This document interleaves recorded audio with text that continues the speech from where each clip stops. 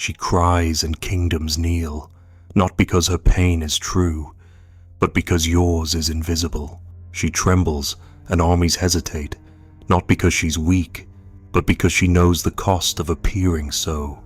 She doesn't seduce you with her strength, she dismantles you with her fragility. A single tear in the right moment is more strategic than 1,000 commands. And you, the knight, the savior, the fool you call this love. But the dagger is not always held in a clenched fist. Sometimes it glints in the eyes of the helpless. You mistake surrender for sincerity, but submission can be a strategy, and you, the man of logic, pride, and calculation, you are undone not by force, but by softness, by the trembling voice that only seems to need protection. She doesn't conquer you, she makes you offer the throne yourself. You thought her intuition was mystical, a divine whisper, something ancient, feminine, and pure, untouched by the cold logic of your world. You thought her hunches, her sudden silences, her uncanny foresight came from some deep, spiritual wellspring, as if womanhood itself was connected to the secret algorithms of the universe. You called it women's intuition. You respected it, feared it, even envied it. But you were deceived. Her intuition is not sacred. It is not spiritual. It is not wisdom. It is strategy. 1,000 years of danger encoded into instinct. A mask of the divine to hide the mechanisms of survival. Because she has never had the luxury of strength, only the necessity of reading it. While you were taught to conquer, she was forced to anticipate the conqueror. She watches your tone shift before your words catch up. She hears the footsteps outside the door and knows if they're drunk or dangerous. She scans the room not to understand it, but to position herself inside it. What you call emotional intelligence is nothing but evolved calculation. The way a deer flinches at the crack of a branch, or a snake learns the warmth of a predator's breath, and you mistake it for magic. No, her intuition is not a gift, it is a weapon, and like any weapon, it is concealed behind innocence. Do you think the look in her eyes, the pause in her voice, the perfect moment she chooses to cry, do you think it's an accident? You've never studied silence the way she has. You've never needed to. Her entire life has been a rehearsal for how to react without appearing reactive, how to control without appearing controlling, how to extract without demanding. Her genius is not in speaking, but in timing, not in knowing truth, but in knowing you. She doesn't see through reality, she sees through you, and that's all she needs. But you wanted to believe. You wanted to believe she just felt things, just knew things, as if the gods whispered in her ear what your reason could not detect. You turned her into a prophet when she was simply a survivor. You romanticized her threat, and that was your error, because when you glorify the blade, you forget it can cut you. When you put her intuition on a pedestal, you fail to notice its aim downward toward your open throat. She calls it instinct, but instinct is never neutral. It adapts to the environment, and her environment has always been male judgment, male desire, male violence, male power. So her instincts evolved to navigate it, to bend it, to subvert it. Her intuition is not divine, it is defensive. But defense, in her world, is often indistinguishable from manipulation, not because she's evil, but because she's outnumbered. Every woman has learned quietly how to read the temperature of a man's ego without making it obvious. She has learned how to be intuitive the same way a spy learns how to lie out of necessity. You thought she was ethereal, but she was just practiced. You thought she could feel things you couldn't, but she could just read what you broadcast. Your micro expressions, your breathing, the minor delays in your words.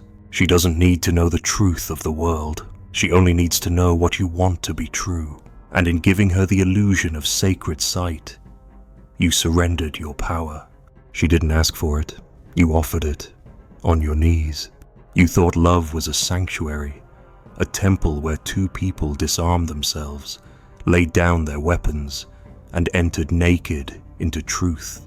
You thought it was the great equalizer, the one force untouched by politics, unaffected by power.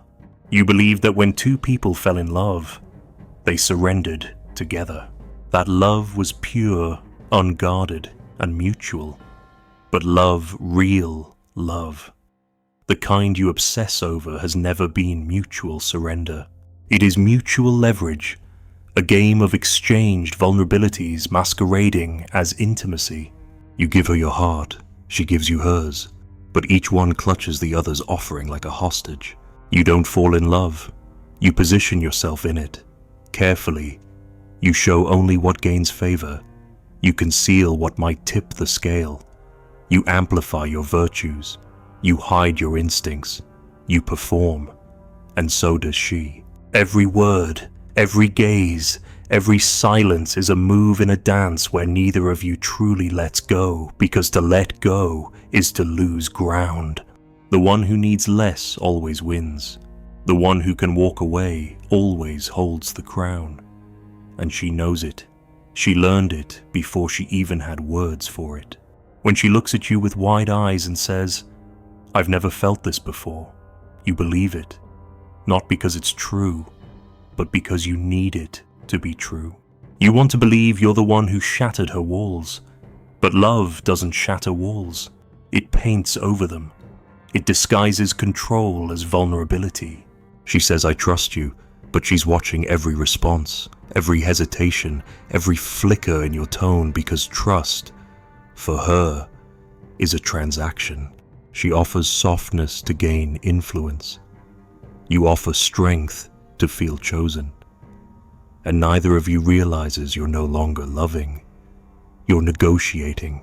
You thought love was the absence of power, but look again. It is defined by power. It thrives on the tension between exposure and control. She gives just enough to make you crave more. You give just enough to make her chase security. And in this tug of war, neither side wants equilibrium. They want reassurance on their terms. She doesn't want to be safe. She wants to be irreplaceable. And so do you. Not cherished, chosen, not seen, worshipped. Love is not about dissolving egos. It is about feeding them in disguise. You don't seek love because you want peace. You seek it because you want leverage over your own emptiness. And she offers the illusion that this emptiness can be soothed. That her presence means you've won. That her touch validates your worth. But what is she offering you? Really, a mirror. A mirror that reflects only the version of yourself she's willing to admire. And in exchange, you become what she needs: the protector, the provider, the proof. And now, you're trapped, not in love, but in a mutual performance of loyalty. Love is not two souls embracing in naked truth. It is two minds calculating how much they can give without losing position, how much they can show without becoming replaceable. Every "I love you" is weighed, every silence is interpreted, every kiss is scored, not consciously but structurally, because when the masks fall, so does the game. And the game is all you really knew. You said, "I would die for her," but would you live with her power over you? Would you live knowing she can unmake your pride with a word? That her withdrawal is your undoing, that your dependence is her currency? Love is not surrender. It's strategy dressed in roses. You were not ready. Not for her, not for the silence, and certainly not for the truth. You built your beliefs like a child builds a fortress out of sand, with wonder, with hope, and with no concept of the tide.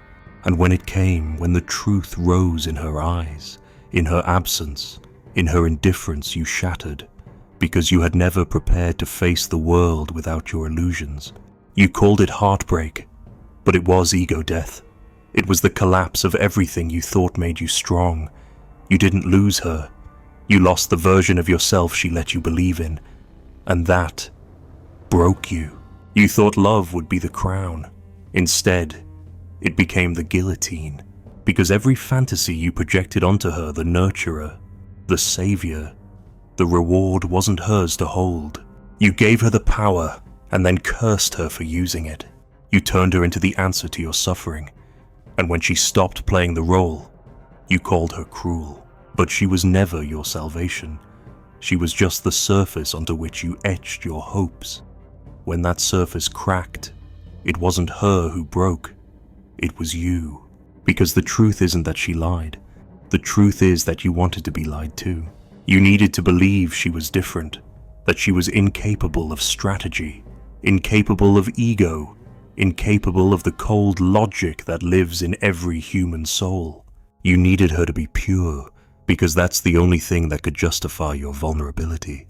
But when the truth hit, when you saw that her love had conditions, her care had limits, her tears had motives, you didn't just grieve her, you grieved your own naivety. You met the version of yourself that believed in fairy tales, and you buried him. Most men do not survive this funeral. They drown in bitterness, in misogyny, in mockery. They retreat. They build walls. They say, never again. They trade hope for manipulation, belief for control. But the man who survives truly survives is the one who burns the illusion and does not replace it with armor. The one who grows up, not into cynicism, but into clarity. He doesn't reject women. He stops worshipping them. He doesn't fear emotion. He stops using it as a drug. He no longer falls in love with what she represents because he has finally met himself without her. You see, the boy in you wants a goddess. He wants the woman who sees him, believes in him, redeems him. The boy needs her tears to feel heroic. He needs her softness to soften his rage. But the man doesn't need to be needed. He doesn't seek completion in her gaze. He sees her clearly powerful, calculating, vulnerable, dangerous, and he does not flinch. He does not romanticize her. He does not vilify her. He recognizes her as she is, and in that recognition, he meets himself. But most men don't want the truth. They want the dream.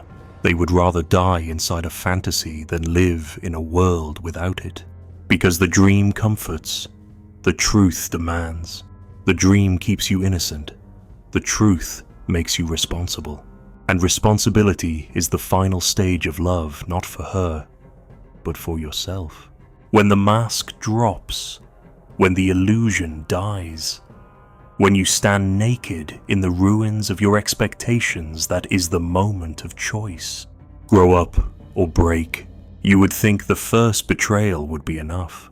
That after watching the dream collapse in your hands, after seeing her mask slip, after realizing your love was leverage, your vulnerability a bargaining chip, you'd change. You'd learn. You'd step out of the theater, but you don't. You return to it. Again and again. Same stage, same script, only the actress changes. You swap faces, names, bodies, but the myth remains. She smiles a little differently, cries on a different cue, wears pain like a new perfume, but the role is ancient, and you are still casting for salvation. Because deep down, you are not addicted to women.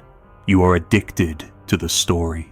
The one where she needs you, the one where she heals you, the one where love erases the weight of your failures and makes you worthy without effort. The myth that somewhere out there is a woman who will rewrite your past by simply believing in your potential. And so you chase her, not for who she is, but for what she represents, the exit from yourself. And this is why you always return to the beginning, because you've never left it. You convince yourself this one is different. She's not manipulative. She's wounded. She doesn't use tears. She's just emotional. She doesn't test your loyalty. She's just insecure. You reframe every red flag into romantic struggle. Every contradiction becomes depth. Every hesitation becomes mystery. But what you're really doing is rewriting the myth, layering new makeup over the corpse of your last illusion, because facing the truth would mean facing your complicity, and you'd rather suffer again than do that. So you rewrite the narrative, You say she's not like the others. But you haven't changed, so how could she be?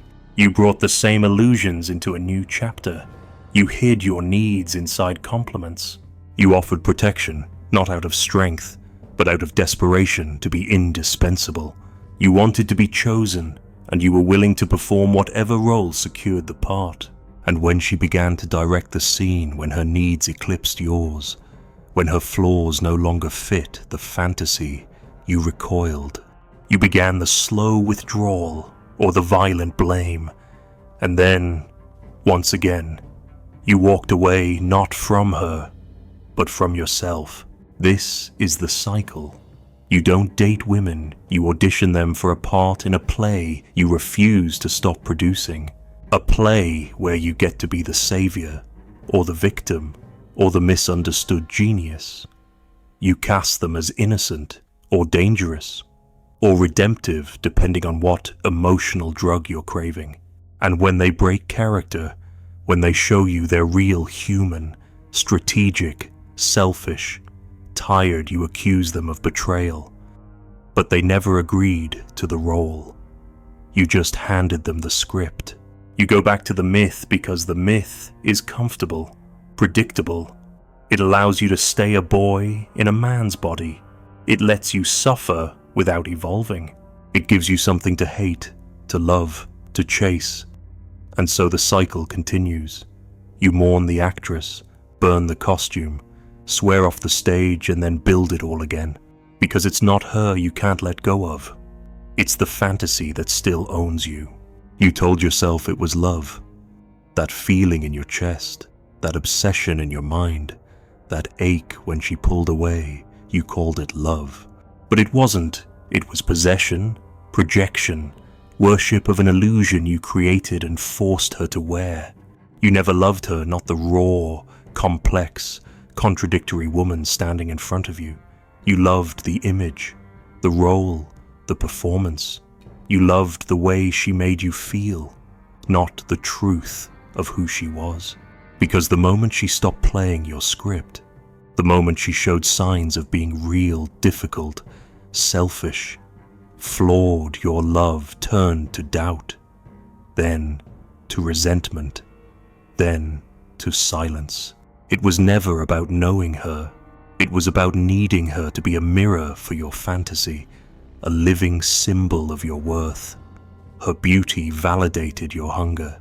Her dependence flattered your ego. Her admiration gave you a reason to exist. And so you ignored the parts that didn't fit the sharp edges, the doubts, the autonomy. You called her the one. Not because she was, but because you couldn't bear the thought of being no one. You loved her as long as she played the part. When she stopped, so did your affection.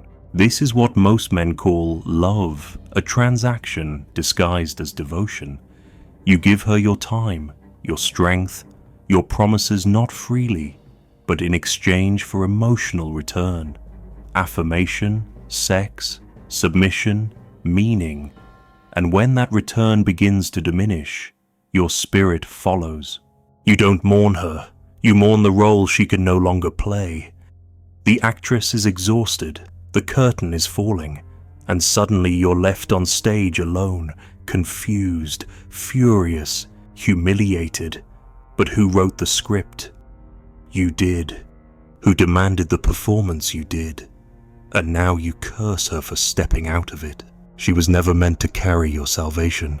She never agreed to be your therapist, your priest, your redemption. She came as a human, but you turned her into a symbol, and then blamed her when she cracked under the weight of it. You said, she changed, but what changed was your illusion. You said, she became distant, but it was you who distanced yourself the moment her humanity became inconvenient. She stopped being the dream and you couldn't handle reality. The truth is brutal. You didn't love her because she was real. You loved her because she wasn't. Because she let you believe, for a moment, that you were enough, that you were the man, that you were chosen, needed, worshipped. You were addicted to the feeling, not the woman. You were in love with your own reflection, cast onto her face. And when she stopped reflecting, you said she betrayed you. But the betrayal was yours. You betrayed yourself every time you silenced your gut to preserve the illusion. You betrayed her every time you smiled at her mask and ignored her eyes. You didn't fall in love, you fell into narrative. And you stayed there, because the role she played was easier to love than the truth she carried. So when she left, when it ended, when the silence returned, it wasn't her absence that hollowed you. It was the death of the fantasy, the collapse of the role. And now you stand alone, not grieving a woman, but grieving the part she no longer played. So now you know she didn't deceive you. You deceived yourself into thinking love was pure, into believing intuition was holy, into worshipping the mask she wore to survive you.